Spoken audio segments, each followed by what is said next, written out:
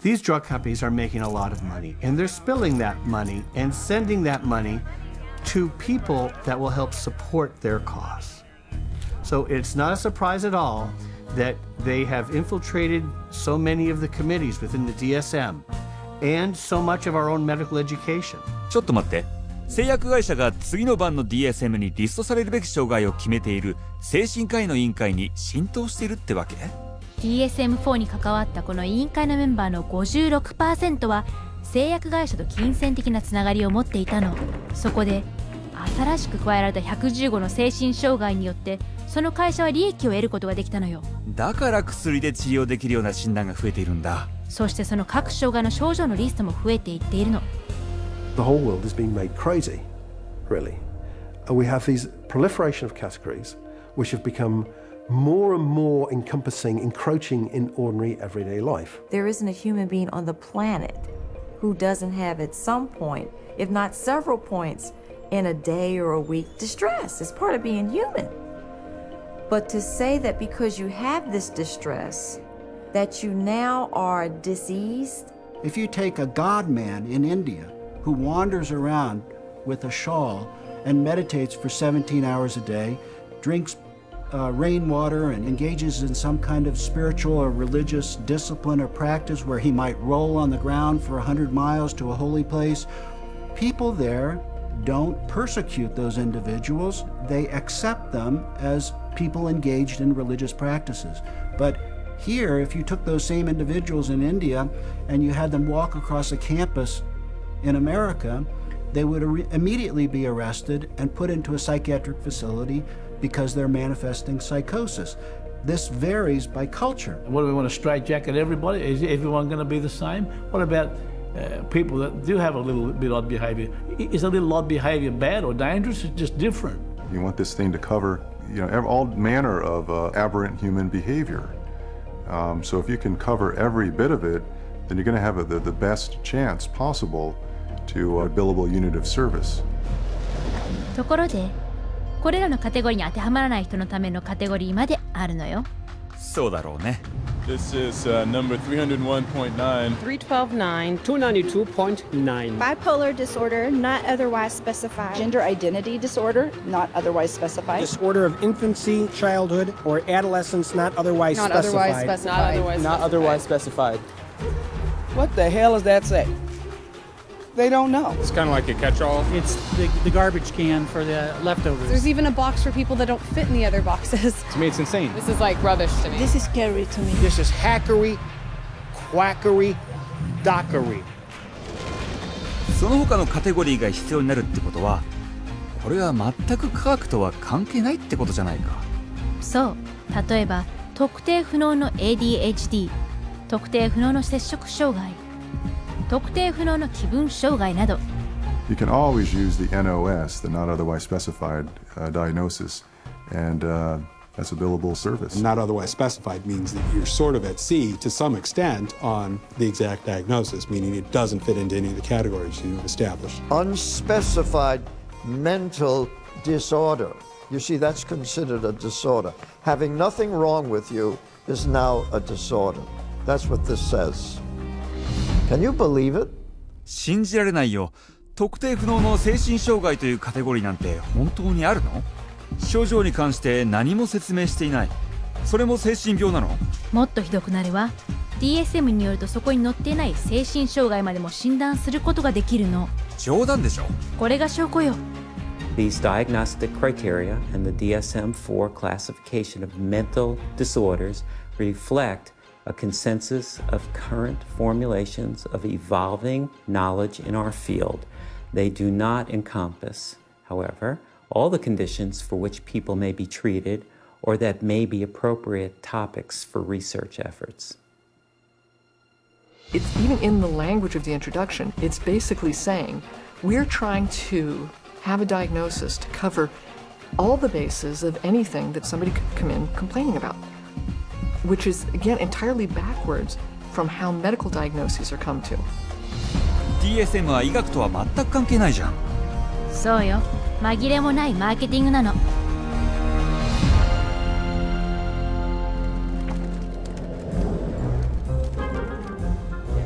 God bless the insurance companies. You know, when you get these multiple personalities, you can call it your insurance company. That's more insurance billing. That's the big money right there. まだいまいち納得いかないんだけど、精神療法は長くかかって高くて効果がなくて。そうね。何年間もまたは一生涯にわたることもある。大した結果も出ない精神科医の治療に法外な金額を払いたがる人なんていないわ。その通り。誰が支払いするんだい？ほとんどが政府や健康保険会社よ。保険会社ね。実際精神医療製薬業界のロビーストが保険会社は精神保険の分野も通常の医療保険と同等に扱うべきであるという法を通過させたの。精神保険同等法ってやつでしょ？その通り。でも経済的に言うとこれは大惨事なの。 So there's nobody who walks into a psychiatrist's office that isn't going to go out with a label. He's got 374 choices or so based on the Diagnostic and Statistical Manual list of symptoms. So he's got to fit you into one of those categories in order to get paid. The DSM really should be called, how to bill the insurance companies, how to get money from the insurance companies. It's a list of codes, and there's a number for everything.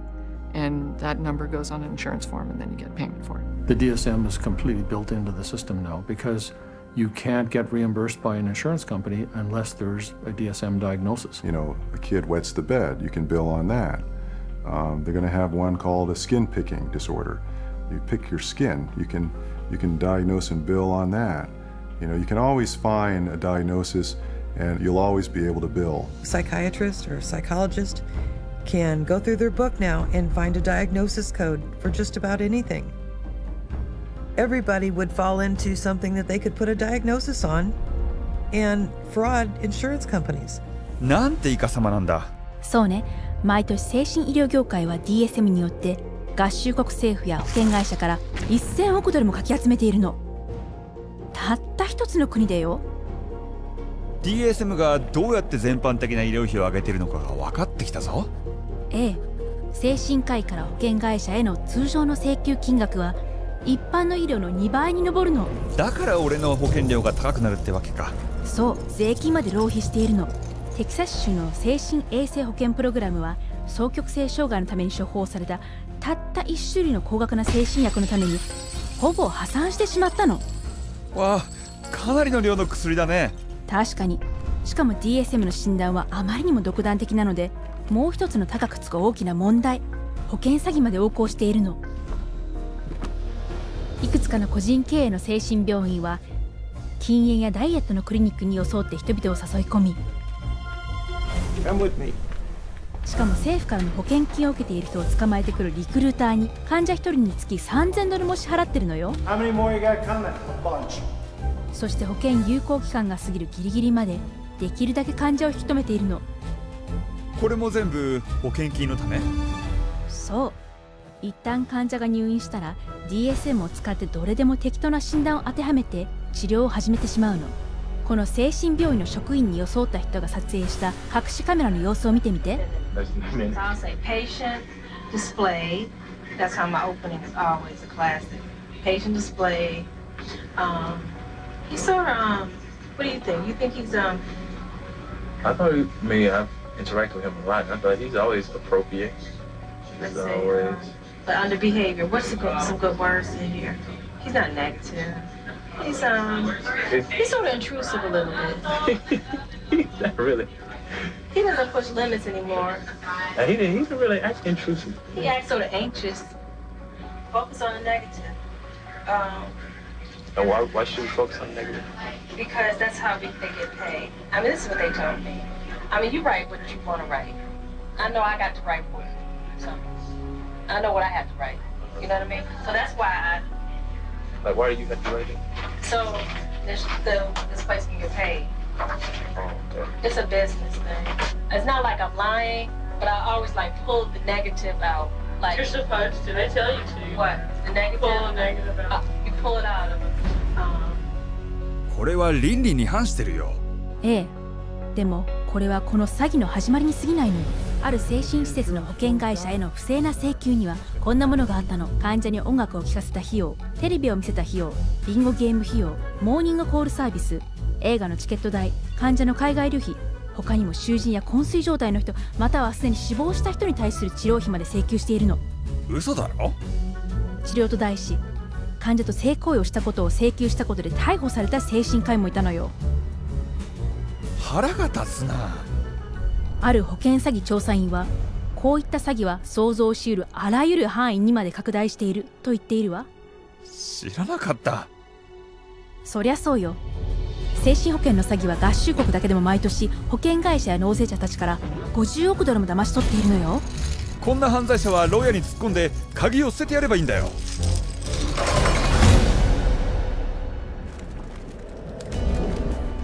It's the Diagnostic and Statistical Manual of Mental Disorders, the third edition. 精神科医は DSM を使って法廷制度にまで巧みに浸透しているって知ってる？法廷にまで？そう。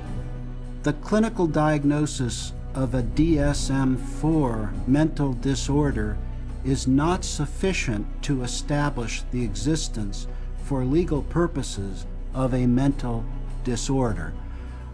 That's a very interesting point. Basically, what the authors are saying here is that the material in the DSM has no utility in the courtroom in deciding guilt or innocence. It should not be used in courtrooms as part of the legal process. ちょっと待って。DSM 自体が法廷で精神障害の存在を主張するのに使えないって言ってるの？ええ。でも常にこれは使われているのよ。ああ、心神喪失抗弁とか。養育権の争い、民事上の公金、兼任裁判所でもね。法廷で対立する精神科医同士の証言で、両者が同じ DSM を使っているというのを聞いたことがあるよ。それでも専門家の承認なんて言われてるらしいよ。As far as I could see, for psychosis or delusions. Because he's suffering from narcissistic personality disorder and a delusional disorder. 全く矛盾してるわ。かつてはこうじゃなかったの。In the beginning of the 20th century, a psychiatrist in a courtroom would be laughed out of the courtroom by and large. Today, it's commonly accepted testimony as long as it's in accord with the DSM. The danger in using the DSM in a court setting is that you're using a vocabulary that the judge or the jury doesn't fully understand. They are, by concocting these psychobabble words, it makes it seem like there's something there that may not be there. The courts have allowed all this junk science to come into the courts, and they've made case law on it. And once the case law is made, we're stuck with it until it gets overridden. They come in with tests, they come in with their diagnostic categories from the DSM, and they say, we've done tests, we've determined that this person has this numbered malady, and therefore they do.